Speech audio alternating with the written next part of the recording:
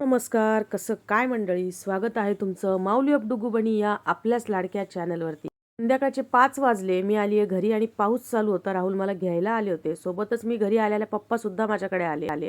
त्यातच मी इथे मस्त हिरवीगार भाजी घेतली. भरपूर पालेभाज्या लागल्या होत्या, तर पटकन 3 भाज्या घेतल्या. आता थोड्याशा स्वस्त पण झाल्या आणि हा शाशा आहे ना, हा रोज संध्याकाळी माझ्याकडे येतो. नाशिकमध्ये मागच्या 2-4 दिवसांपासून खूप पाऊस चालू आहे. तर आम्ही सगळे पटापट घरात आलो. आजचा व्लॉग मी संध्याकाळी 5 नंतरच सुरू केला आहे. मस्त गरम गरम खिचडी. आणि नाशिकमध्ये खूप पाऊस चालू आहे. सकाळपासून पावसाची फिरफिर चालू आहे आणि रेड अलर्ट सुद्धा दिला आहे. 4 स्टेटला दिला आहे, त्याच्यात महाराष्ट्र पण आहे. आणि मस्त गरम गरम खिचडी. काय पाहिजे आलाय माझ्याकडे मस्तपैकी साबुदाण्याची खिचडी खायला आलाय. त्याला बरं पण नाहीये. मी जस्ट घरी आली, फ्रेश झाली आणि आता याला साबुदाण्याची खिचडी गरम करून देते. सोबतच लगेच स्वयंपाकाला पण लागते. तिकडे पप्पा आणि डुगुबनीची मस्त गप्पा चालल्या. तर मटकी आहे. आता आपण बनवणार आहे मस्त उसळ, म्हणजे ही मटकी मसाल्यामध्ये भात आणि पोळ्या. जेवणार आहे का तू माझ्याकडे? तर इथे फटाफट मी भाजीची तयारी करून घेते आणि पटकन तुम्हाला सुद्धा दाखवते. माझं कॉफी प्यायचं मन केलं म्हणून इकडे दूध पण ठेवलंय आणि आता फटाफट मी पटकन मसाल्याची उसळ बनवते. शॉर्टमध्ये रेसिपी दाखवेल, खूप काही नाही, कारण संध्याकाळी आल्यानंतर मी पण खूप थकलेली असते. ब्लॉगिंग मला करायला खूप आवडतं आणि तुमच्यासोबत सगळ्या गोष्टी शेअर करायला पण खूप आवडतं. पोरांचा दंगा चालू आहे म्हणून कदाचित माझा आवाजही कमी येत असेल. सिंपलच बनवते मी. कांदा, टोमॅटो, हिरवी मिरची आणि थोडंसं लसूण मिरची पेस्ट मस्त वाटून घेते. ते वाटण टाकते आणि बनवते. तर एका साईडला मी पटकन पीठ मळून घेते आणि दुसऱ्या साईडला छोटासा कुकरमध्ये तांदूळ लावते, म्हणजे भात होऊन जाईल पटकन. एका साईडला भात होऊन जाईल, एका साईडला पोळ्या होऊन जातील आणि पटकन आपला स्वयंपाक रेडी होऊन जाईल.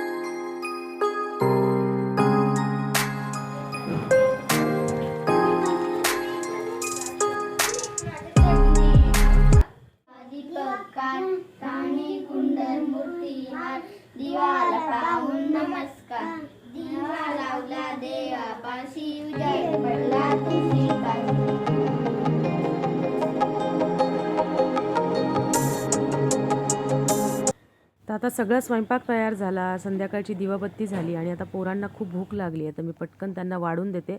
त्यांना सगळ्यांना एकच ताटात बसायचं आहे, त्यामुळे सगळ्यांना एकत्रच जेवण वाढते. डुग्गूला आणि शाशाला खूप वेळापासून भूक लागली होती आणि तरी मी 6ला आली. 7:30पर्यंत माझं सगळं आवरलं आणि मी सगळा स्वयंपाकसुद्धा पटकन बनवला.